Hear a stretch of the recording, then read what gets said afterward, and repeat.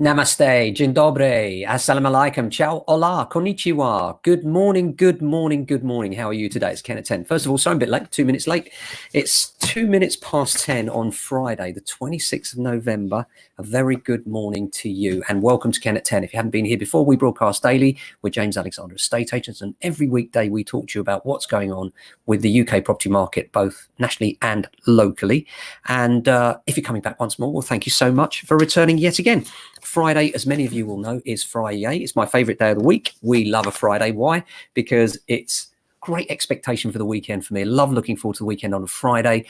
Saturday being the most important day for the week for us here, because it's the day when we show most property. It's the day when we sell and rent most property. And it's the day when we meet most people. And estate agency is very much a people business. It's all about the people you meet.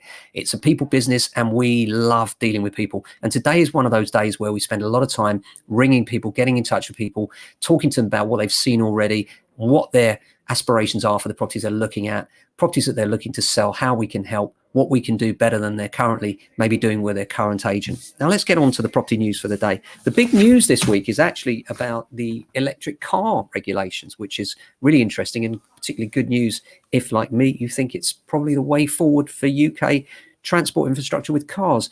All new buildings will require electric vehicle charging points from 2022. And a lot of England is lacking parts of infrastructure. So really important to get new infrastructure in. It won't make a massive difference because, of course, there are only so many new homes. But I do think it's very good news because it is the practical problem of the future. With diesel and petrol cars prohibited to being manufactured from 2030, we are heading for a bit of a disaster if we don't have enough places to charge our cars. Now, many people will want to charge their cars at home. Of course, there are now, this also applies commercially. And the good news about that is you will have places like supermarkets where you can go in, do your shop, perhaps get a cup of coffee, and time you come out, your car will be nicely charged. Of course, electric cars at the moment are not affordable for everyone, but we are coming to the critical mass phase of electric cars, I think. And I think we'll find from next year onwards, they start to be as affordable as other cars. So it'll be interesting to see what happens there. Other news, the Times, City AM and the Metro and the Independent are running a headline. Average first-time buyer home costs 5.5 times average earnings. First-time buyers face paying 5.5 times the typical annual earnings to get on the property ladder, according to a report. As house prices have surged, the average first-time buyer house price to gross earnings ratio in the third quarter of this year was 5.5. Now, this surpassed the previous high of 5.4 in 2007. Nationwide Building Society says a 20% deposit on a home now equates to 110% of pre-tax income of a typical full-time employee, which is also a record high and up from 102% a year ago. A significant gap between the least affordable and most affordable regions remains across the UK, and this has remained broadly stable over the last year. Scotland continues to have the lowest house price earnings ratio in the country at 3.4, followed by the north of England at 3.5. But that's interesting from an investment point of view as well, because that suggests the north may have a way to go in terms of pricing, given that it's more affordable as well. Watch this space, we'll keep you informed.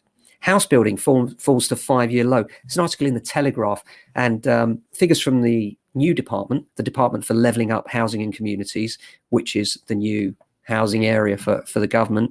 They change the name all the time, don't they? They've shown that a total number of 194,060 new homes were constructed between April 20 and March 21, and that's a 5-year low and down more than 11% on the previous year. The National Federation of Builders said a number of factors had slowed building, from council approvals being slowed by staff working from home to the rising cost of materials. And Home Builders Federation says many small builders are hampered by waiting for planning permission, saying we've got to streamline and smooth this and make it fit for purpose. Apart from that, we've got Christmas coming early for retailers. Apparently retailers are having a very good time of it. Obviously, we've got Black Friday today. It's the big one. Woo-hoo! So lots of people will be out spending their money today. And this may cause a spike in inflation. That's the real worry as far as property is concerned, because a spike in inflation may mean that the December meeting of the Monetary Policy Committee, which determines interest rate levels, may be looking at an increase. That remains to be seen, but we will let you know as soon as we hear on that. Flood protection rules for new buildings have been delayed. I can't believe we're still talking about rules for flood protection. We surely should have had those in place already for many years now. By the way, a new podcast we're just putting out today with Clement Akusi, lovely guy who's been involved in property for many years, since the 90s, and is currently a senior pastor in a local church. and a great guy, got an infectious enthusiasm for property like ourselves, I like to think. And we've done a podcast with him today talking about his property journey and how it's helped him and his family. And he's literally the one that preaches literally to his congregation about property investment. So do have a listen to that. It's fascinating stuff and lovely to hear his infectious enthusiasm. And that's on the Property Buyer and Sellers podcast. And you can find that in various ways on your favorite podcast app.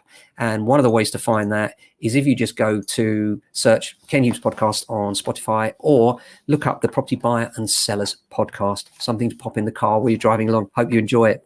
Buy-to-let rules are overhauled as well. This is very good news if you're older and thinking about investing in property.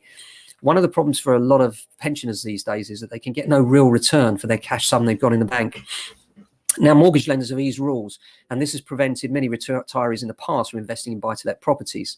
Accord Mortgage, as part of Yorkshire Building Society, has dropped its minimum income requirement for buy-to-let customers. Previously, applicants had to earn a minimum of $25,000 to qualify for a loan.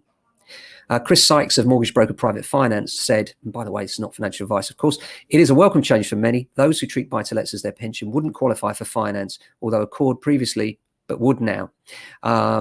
And they say around a quarter of lenders now no longer require any minimum income for borrowers to qualify for a buy-to-let mortgage. This will allow many freelancers, consultants, business owners, as well as work retirees who have chosen to minimize their income for tax purposes to invest in property. Very good news that, and it's always been a bit of a silly rule because really with a buy-to-let investment, if you think about it, if you've got a 25% deposit, as you need largely these days, then the risk for the lender is quite small. And on top of that, we should be looking at what is the yield on the property? Is there sufficient income coming in from that property to cover the loan? And if there is, then where's the problem? So great to see them turn around on that. Real irony today about the new office owned by the government. HMRC, the taxman's new office, is owned by Tory donors via a tax haven. How ironic is that? This is in The Guardian and The Times today. Several papers note that the office HMRC is relocating to Newcastle and is owned by a major Conservative Party donors through an offshore company based in a tax haven. The office complex is part of a regeneration scheme developed by Taurus Properties Limited, a British Virgin Islands incorporated entity controlled by the billionaire property tycoons David and Simon Reuben. A spokesman for the Reuben brothers confirmed the UK company is held by Taurus Properties, but insisted the subsidiary operates and pays taxes as a UK company. HMR spokesperson insisted the Reuben brothers company would be subject to normal UK tax regulation. The lease payments and any gains on the sale are subject to UK tax, they said. Interesting though, isn't it? So how are you doing today? I hope you're well. We'll be back on Monday with another edition. I hope you have a fantastic weekend. We've got a busy day ahead with valuations and pushing to try and make sure we got everyone out there seeing as many properties at the moment. We're very, very busy. Lots of offers coming in on the properties we've got. We don't have enough stock for sales or for rentals. So if you think of selling and don't need to find, could be a good time for you. If you're on the market with another agent not selling, give us a call. Let's have a chat. Have a fantastic weekend. Have a fantastic day. Thanks for watching. Speak soon. Ciao.